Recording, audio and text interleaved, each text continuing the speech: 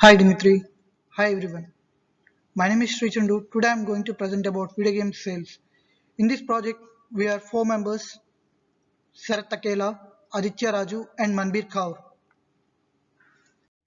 In this slide, I am going to give you a brief explanation about what is my dataset and what I am going to do with this dataset.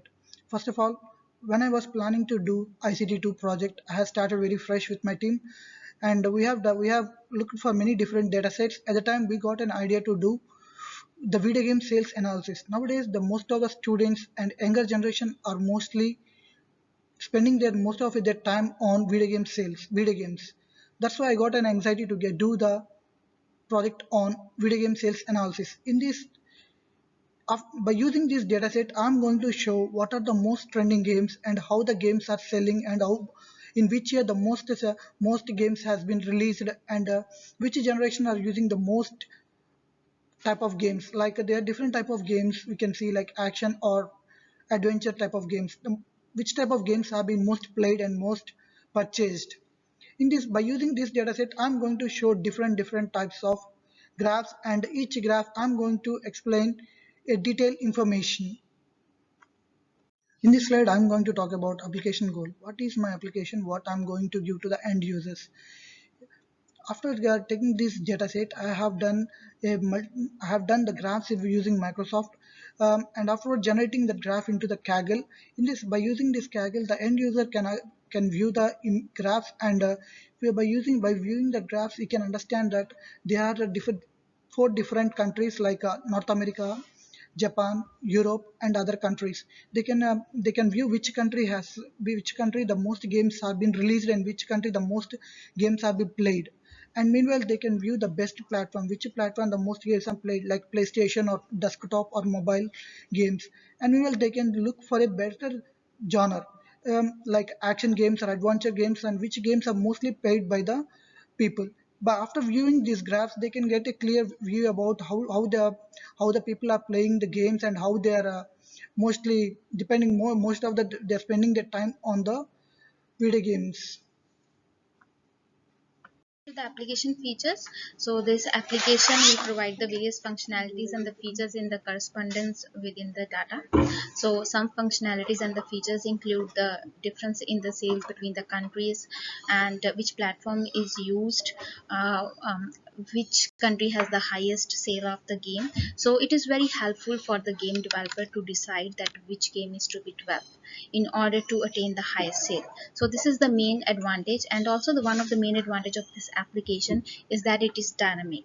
So the graphs can change within a time, and when the data is get updated, so it would be very helpful for the developer and the game expertise to form the various graphs, so which are vital in shaping the sales of the genre. Hi, in this slide I'd like to talk about the application functionality we've done for this project.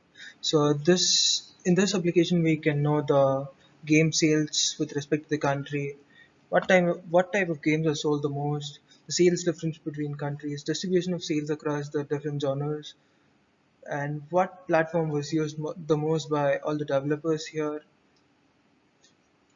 the different country game sales like North America, Japan, and Europe. In this slide, I'd like to explain about the tools used to build this application. We've used Kaggle and Python for the development of the building blocks of this project. So, as we all know, Kaggle is a subsidiary of Google, and it is an online community for data scientists and machine learning practitioners. Kaggle allows users to find and publish datasets, explore and build data, and in a web-based data science environment.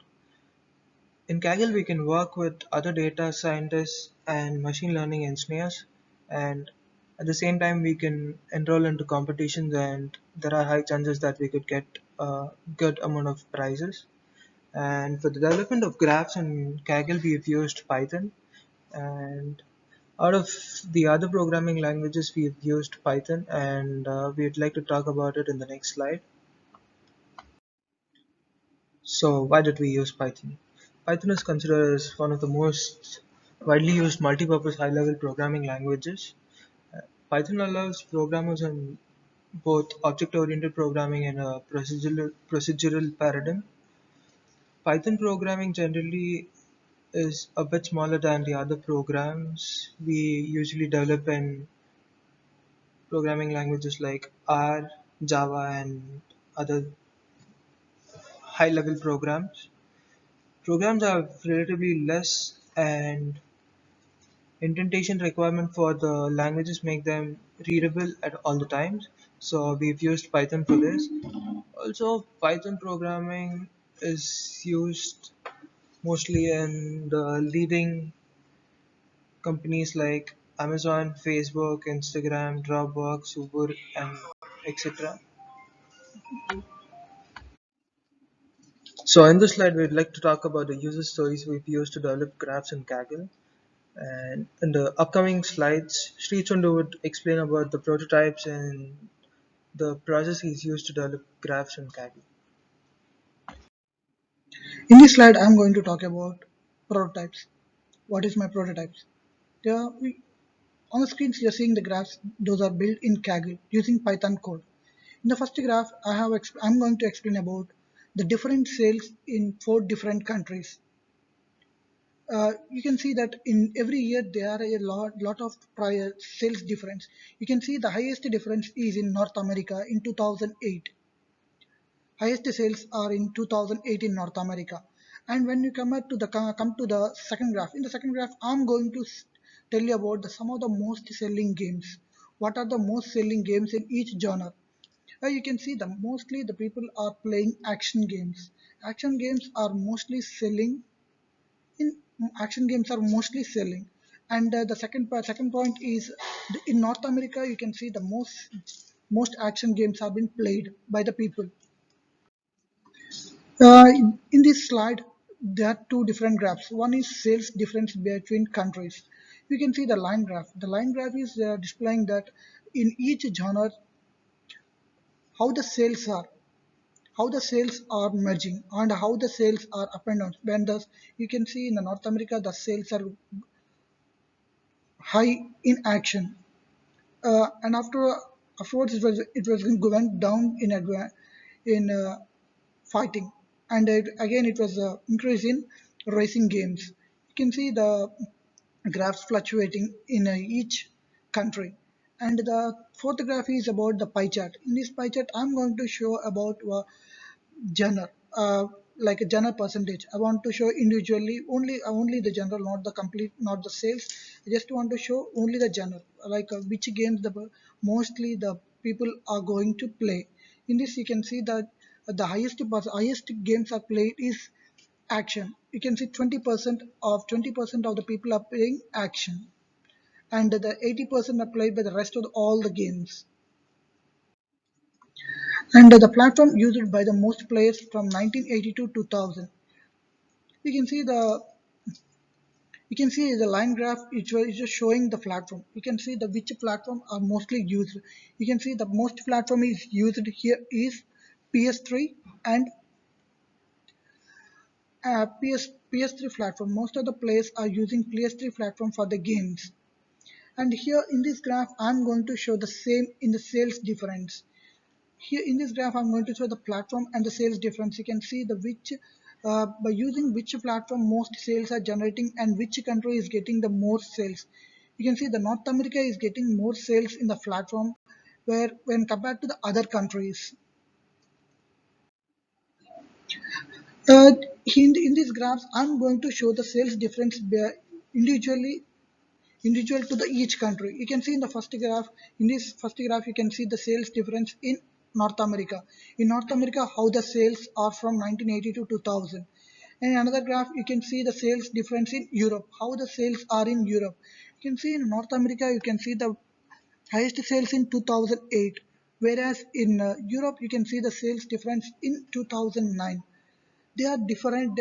I'm just showing the difference between the countries, in which country the in North, in showing individually like North America sales and Europe sales.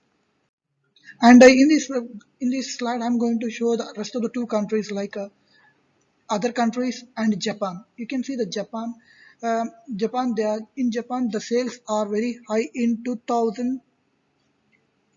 In 2006, the Japan has highest sales, and where compared to the other countries, in the year 2008 they have highest sales of video games.